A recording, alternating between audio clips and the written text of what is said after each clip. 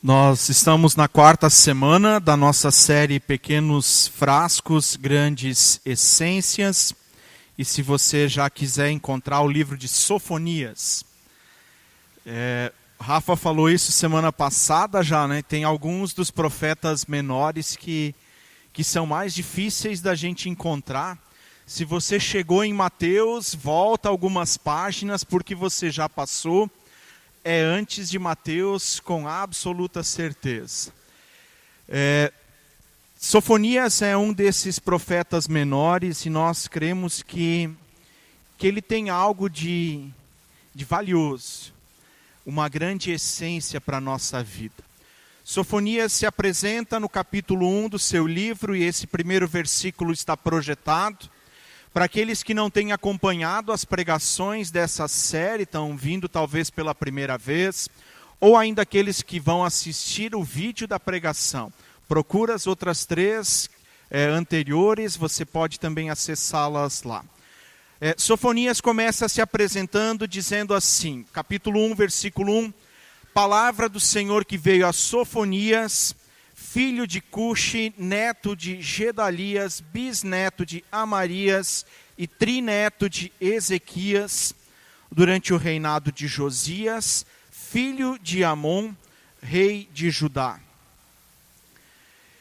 Quem é Sofonias? Quando ele atuou? Qual é o contexto no qual ele está inserido?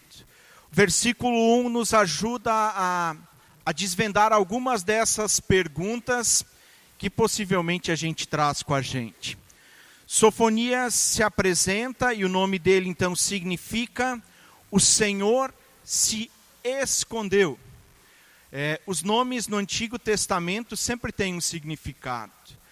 E Sofonias então significa isso e talvez a realidade do povo mostrasse isso, que Deus não gostava daquela situação.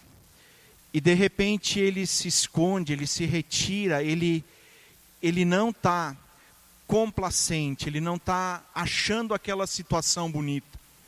Sofonias se apresenta dizendo que ele é filho de Cuxi. Cuxi não é um nome muito comum na Bíblia. E os cuxitas eram uma tribo do norte da África, geralmente identificados com a Etiópia.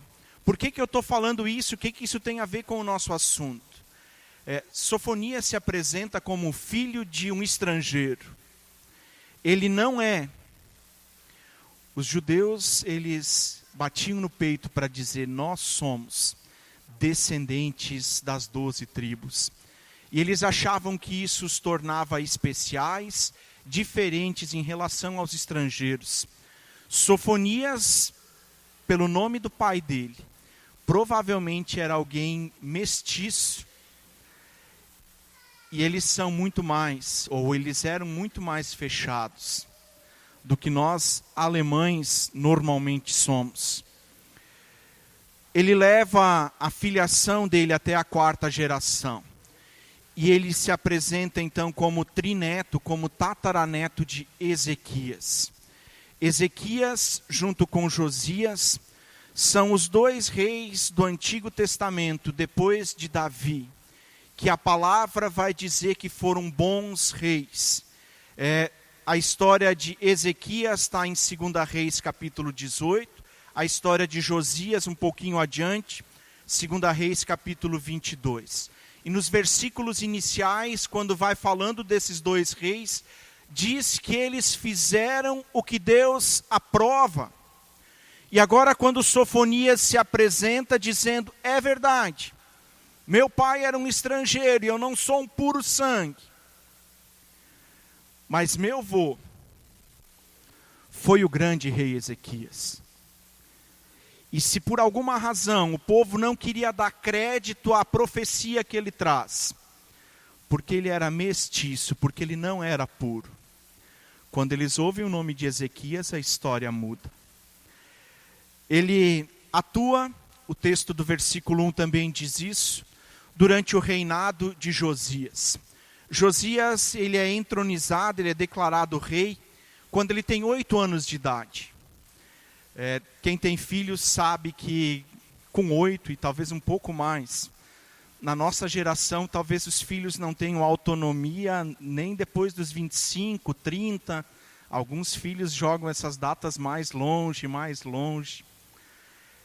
Josias começa a reinar quando ele tem 8 anos. E a gente consegue depreender pela história que a Bíblia vai relatando que ele foi tutoriado, ele foi conduzido por alguém. E possivelmente Sofonias é um desses que está ao lado do seu primo mais novo, ajudando ele a perceber as coisas que estão erradas no povo.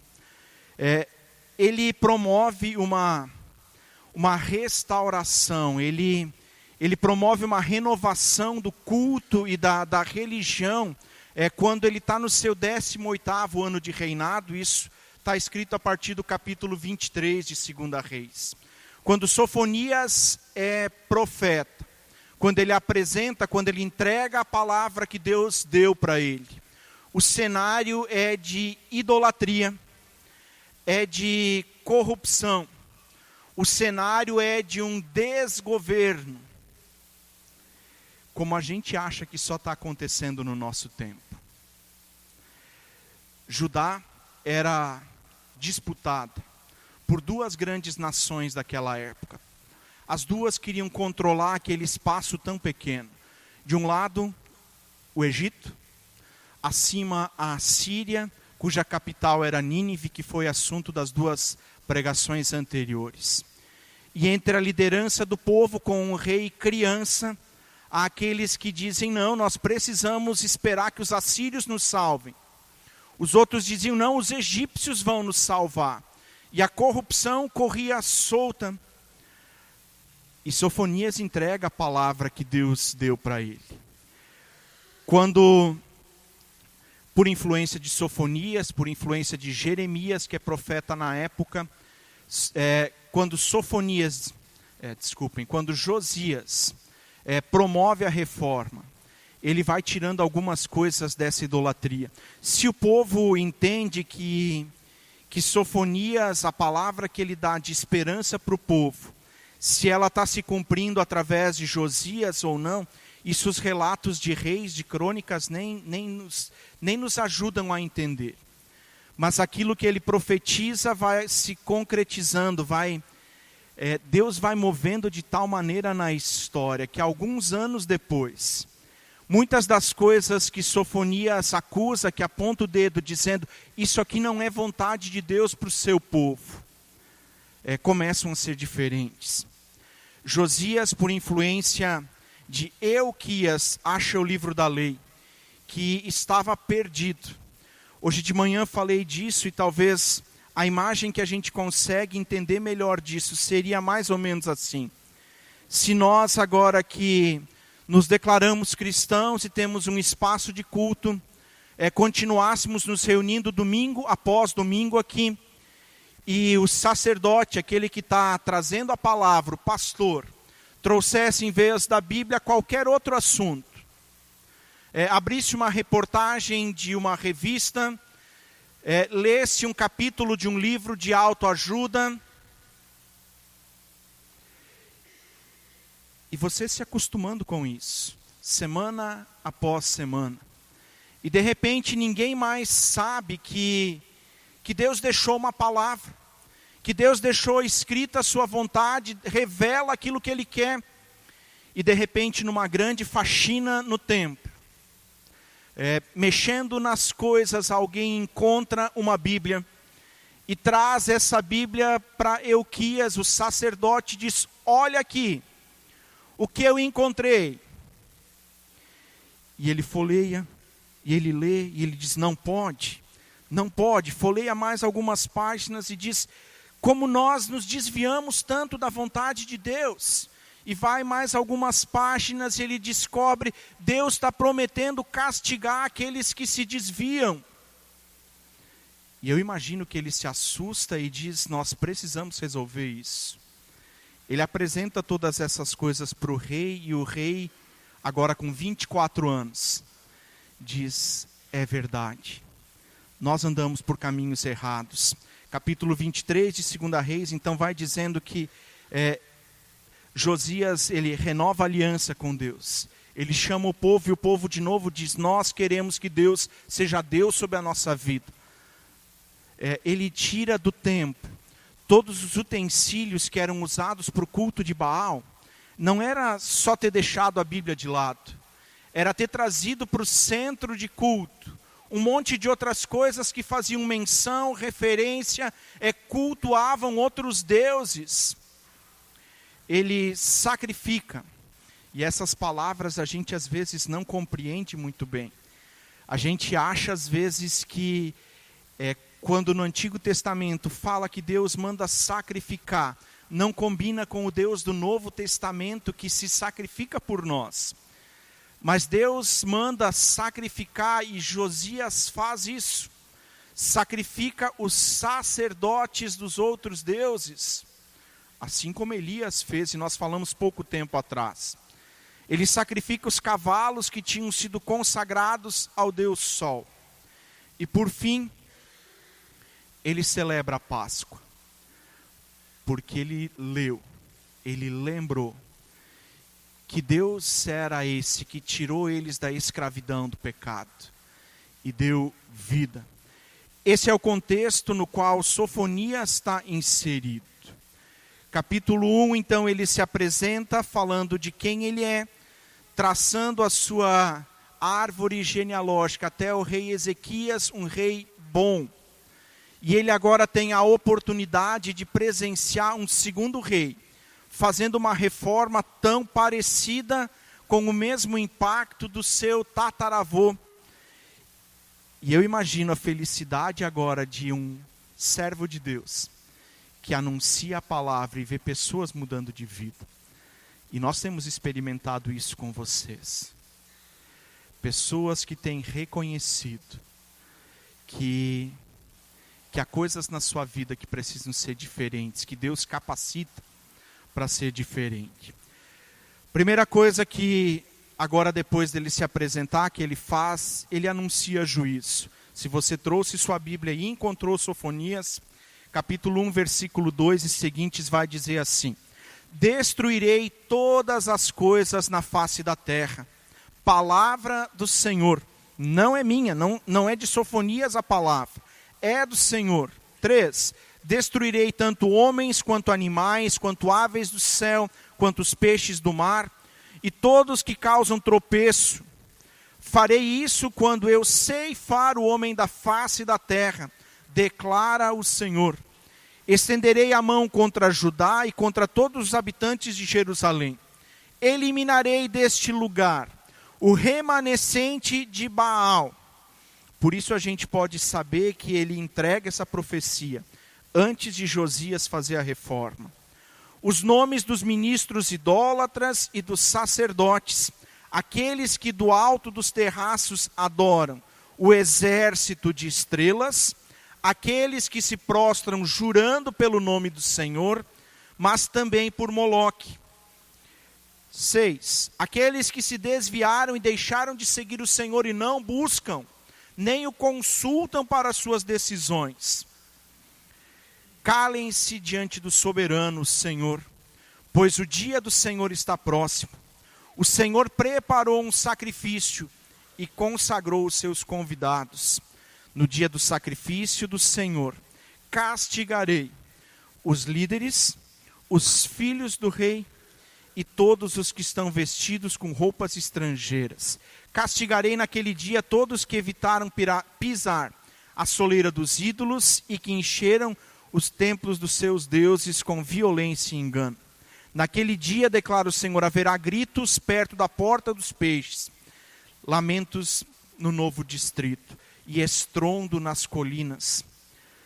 Lamentem-se vocês que moram na cidade baixa, todos os seus comerciantes serão completamente destruídos.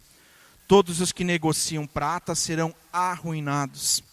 Naquele tempo, vasculharei Jerusalém com lamparinas e castigarei os complacentes.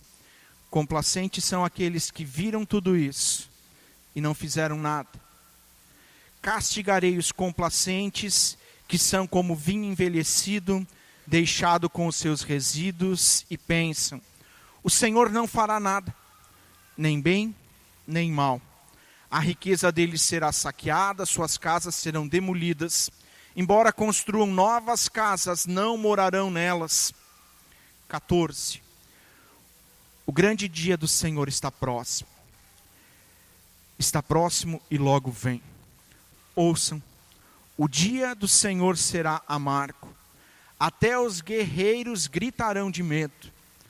Aquele dia será um dia de ira, um dia de aflição e angústia, dia de sofrimento e ruína, dia de trevas e escuridão, de nuvens escuras, de toques de trombeta e gritos de guerra contra cidades fortificadas. Trarei aflição aos homens, andarão como se fossem cegos, porque pecaram contra o Senhor. O sangue deles será derramado como a poeira, e as suas entranhas como lixo. Palavras duras, não? Parece que não é com esse Deus que a gente costuma se relacionar, né? Não é o Deus diante do qual a gente dobra joelhos no silêncio do nosso quarto, que a gente apresenta as nossas necessidades, que a gente entrega a nossa adoração. Parece um Deus que não é aquele que nós gostamos de ver face a face. Sofonias anuncia que haverá o terrível dia do Senhor. Dia do Senhor era uma expressão de esperança do povo de Israel, dos judeus, dizendo: nós estamos numa situação complicada agora, mas vem o dia do Senhor. O dia no qual Ele vai derramar as suas bênçãos, que Ele vai cuidar de cada uma das nossas necessidades, que Ele vai de novo reinar sobre nós. No imaginário deles, dia do Senhor é um dia em que Deus vai abençoá-los como nunca antes fez. E Sofonias agora reinterpreta essa história do dia do Senhor, dizendo: não é assim. Deus cansou. A palavra da semana passada era tolerância, paciência. Deus cansou. E Ele vai tomar uma atitude diante de tudo isso. Versículo 14 diz: é um dia amargo. É um dia em que os guerreiros vão gritar de medo. Não sei quanta coragem você tem ou não. Mas por mais corajoso que você se ache, Sofonias está dizendo: você vai gritar. Como uma criança assustada por um vulto que ela enxerga na escuridão. O dia do Senhor será amargo. Destruirei tudo, ser humano, animais, aves, peixes. Eliminarei a idolatria, eliminarei aqueles que servem a dois senhores. E essa é a primeira palavra que ele entrega. Capítulo 2, as profecias são contra outros povos, contra outras nações. Capítulo 3 continua do versículo 1 até o 7, com ele entregando novas palavras de juízo. E que trágico seria se apenas uma desgraça fosse anunciada. E isso nós não percebemos no Deus do Antigo Testamento nem do Novo. É um Deus que diz: está chegando um dia complicado. Mas se vocês recorrerem a mim. Nós queremos ler agora do capítulo 3, versículos 8 a 11. Se a primeira parte, a maior parte do livro é Sofonias entregando uma palavra dura, entregando uma palavra na qual Deus diz: eu não vou mais tolerar isso. Eu vou intervir nessa história. Agora nos versículos 8 até 11, Deus promete fazer restauração, restaurar aquele povo, e diz assim então no versículo 8: por isso, esperem por mim, declara o Senhor, no dia em que eu me levantar para testemunhar, decidi ajuntar as nações, reunir os reinos e derramar a minha ira sobre eles, para que toda a minha impetuosa indignação, o mundo inteiro será consumido pelo fogo da minha zelosa ira. E esse é o versículo final que fala de destruição. Agora, versículo 9 diz assim: então, depois de ter passado com a sua impetuosa ira, então purificarei os lábios dos povos, para que todos eles invoquem o nome do Senhor, e os sirvam de comum acordo, desde além os rios da Etiópia. Os meus adoradores, o meu povo disperso, me trarão ofertas. Naquele dia vocês não serão envergonhados pelos seus atos de rebelião, porque retirarei destas cidades que se regozijam em orgulho. Nunca mais vocês serão altivos no meu santo monte. Deus diz, depois que eu passar, depois que eu remover todos esses, vão ficar alguns que vão ter lábios puros, que vão invocar o meu nome, que vão comparecer diante de mim com as suas ofertas. E não está falando só de coisas materiais, está falando de louvor, de adoração, de sacrifício. Depois que eu passar e fizer uma limpa nisso tudo, tem aqueles com os quais eu conto e esses eu vou restaurar. Sofonias anuncia salvação que vai acontecer em algum momento futuro. Capítulo 3, ainda agora, versículos 12 até 17, vão dizer assim: mas deixarei no meio da cidade os mansos e humildes, que se refugiarão no nome do Senhor. O remanescente de Israel não cometerá injustiças, eles não mentirão, nem se achará engano em suas bocas. Eles se alimentarão e descansarão sem que ninguém os amedronte. Cante, ó cidade de Sião, exulte, ó Israel, alegre-se e regozije-se de todo o coração.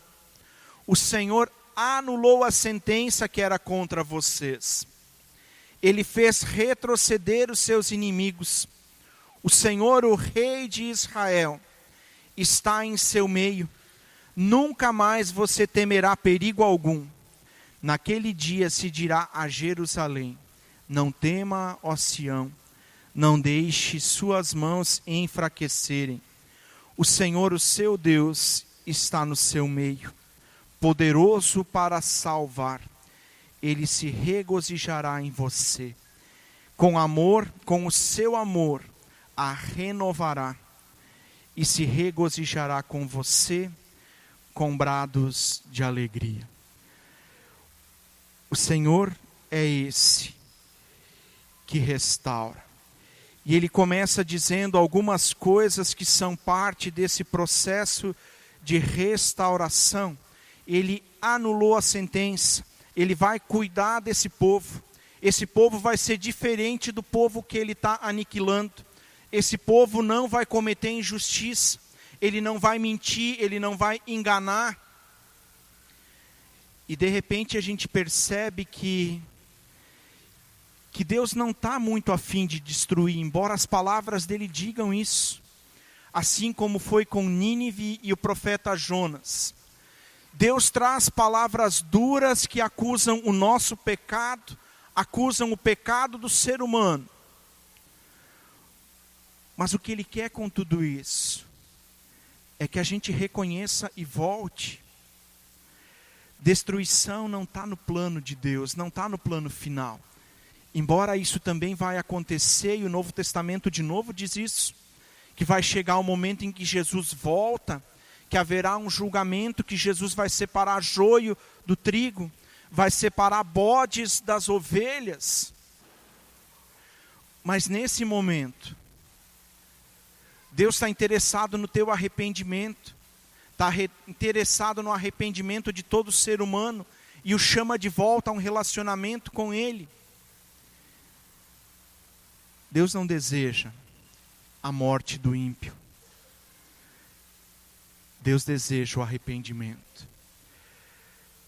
A gente está falando de restauração. E tem uma citação da Fernanda, eu não vi a Fernanda e o André no culto. Pode projetar ela aí. A Fernanda é dentista. Uns dias atrás eu consultei o dentista e ele olhou para algumas das minhas obturações. Algumas delas têm 25 anos. E ele disse, está na hora de trocar isso, para não comprometer os dentes. E quando eu olhei para o texto essa semana e comecei a pensar algumas coisas dele, eu disse, vou escrever para a Fernanda para ver o que ela me diz sobre restauração dos dentes, porque falar de outros tipos de restauração, a gente acaba até sendo meio repetitivo, embora também vá falar dos móveis de novo. E a Fernanda escreveu assim, se não houver intervenção, a cárie vai aumentando e causando dor. Se a gente fizer a ponte de volta para o que Sofonias faz, a intervenção que Deus está fazendo é para que a dor cesse, para que aquele momento de corrupção, degradação, daquela nação, do povo que é de Deus, cesse, pare, e Deus intervém para que isso não continue então. Quando surge uma cárie, o dentista necessita intervir fazendo uma restauração, para que o dente volte à sua função normal. Qual é a função normal? O que Deus disse para o seu povo. O que Ele esperava do povo de Israel. O que Ele espera de nós enquanto discípulos. Povo de Israel, para a gente recontar a história, capítulo 12, Deus chama Abraão, promete abençoá-lo e fazer dele uma grande nação, e diz, assim como eu estou te abençoando, você vai ser uma bênção para todos os povos. Deus chama Abraão, dizendo, eu vou ser seu Deus e vou cuidar de você, mas eu quero que você viva comigo de tal maneira que aquilo que eu estou fazendo por ti, seja perceptível por todas as outras nações, e assim eu quero alcançar o mundo todo. E a história de Israel vai se desenvolvendo. Tem Abraão, Isaque, Jacó, nós falamos deles agora uns dias atrás. Tem as 12 tribos que dão origem a Israel. As 10 tribos do norte, chamadas de Israel, depois do reinado de Salomão, decidem não mais seguir sobre o governo, com o governo dos descendentes de Davi. 587, Israel é aniquilada, não existe mais, é tomada pelos assírios, resta Judá, 2 tribos do sul que continuam sendo governadas por um descendente de Davi, e isso dura também só até o ano 600 e alguma coisinha antes de Cristo. Deus tem um propósito para o seu povo, que poucas vezes Ele cumpriu na história. Ao contrário disso, ele se perverteu, ele trocou Deus por outros deuses, ele queria a bênção só para si. E talvez agora a gente também chegue à conclusão de que nós não somos tão diferentes do povo de Israel. Nós experimentamos coisas com Deus.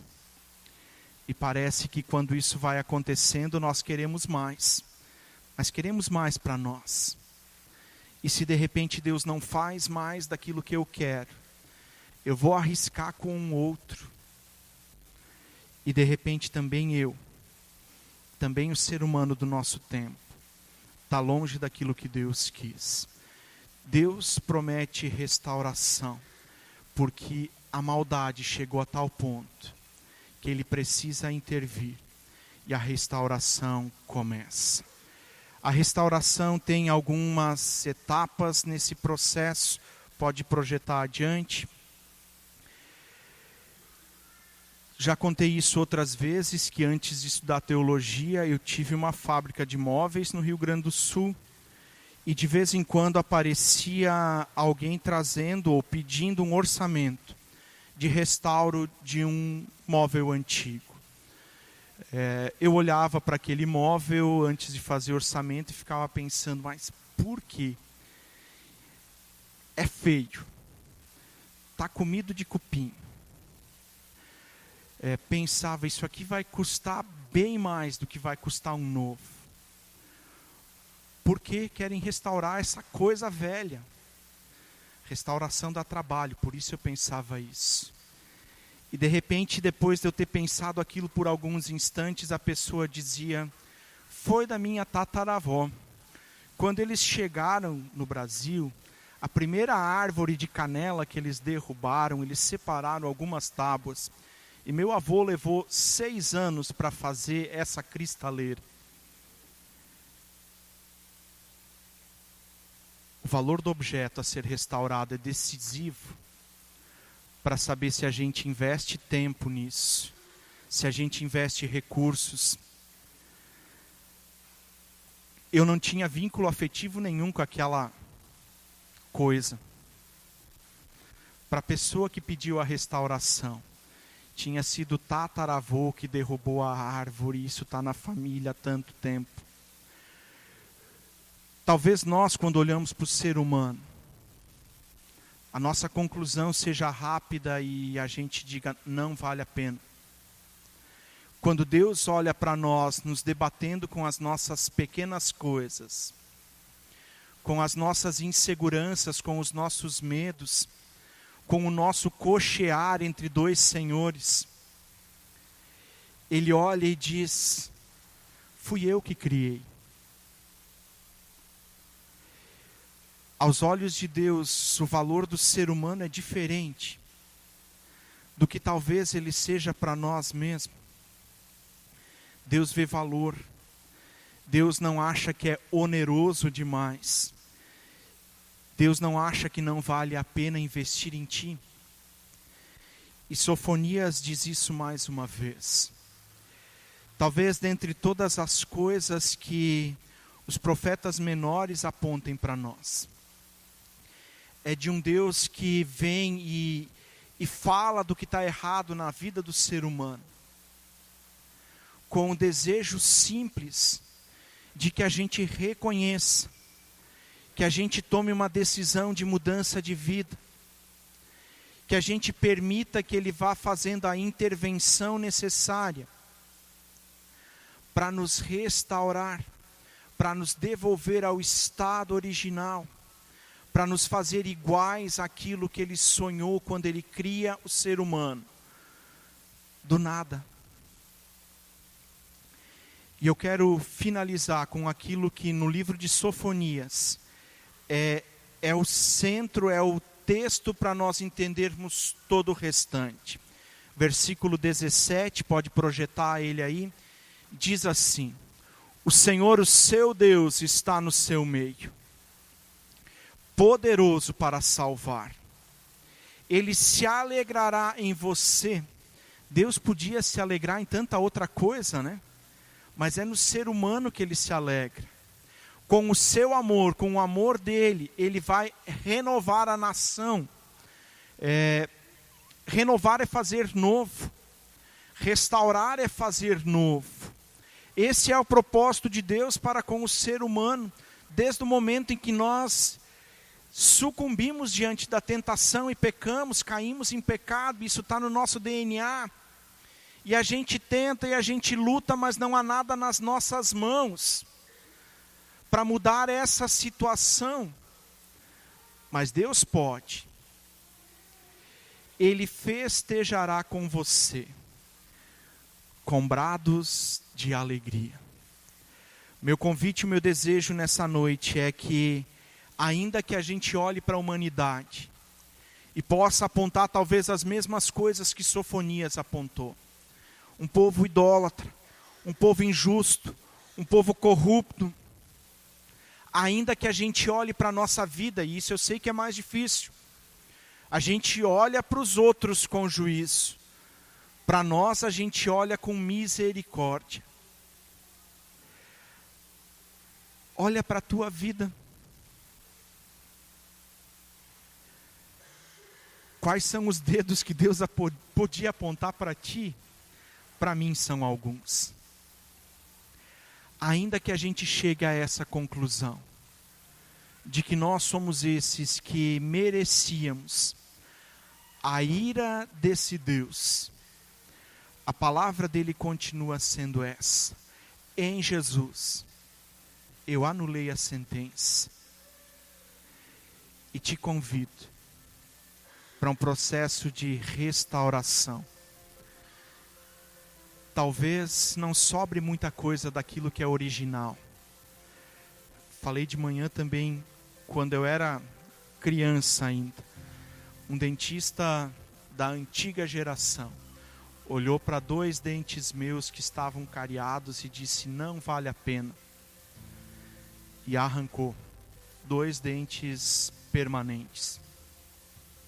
Eu continuo sem. Cada vez que eu vou no dentista, eles querem fazer um implante. Ainda não me fazem falta. Talvez daqui a uns anos eu tenha que fazer isso. Hoje os dentistas, se tiver a mínima chance, alguns dizem que se tiver só a raiz do dente saudável, eles restauram. É isso que Deus quer fazer contigo. Ainda que você tenha uma vida degradada, consumida pelo pecado, você é a imagem e semelhança dele. E ele continua dizendo: em Jesus, a sentença está cancelada.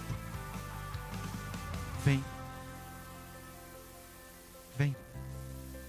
O processo de restauração às vezes é doloroso. Mas Deus é esse que tem poder para fazer tudo novo de novo. Na minha e na tua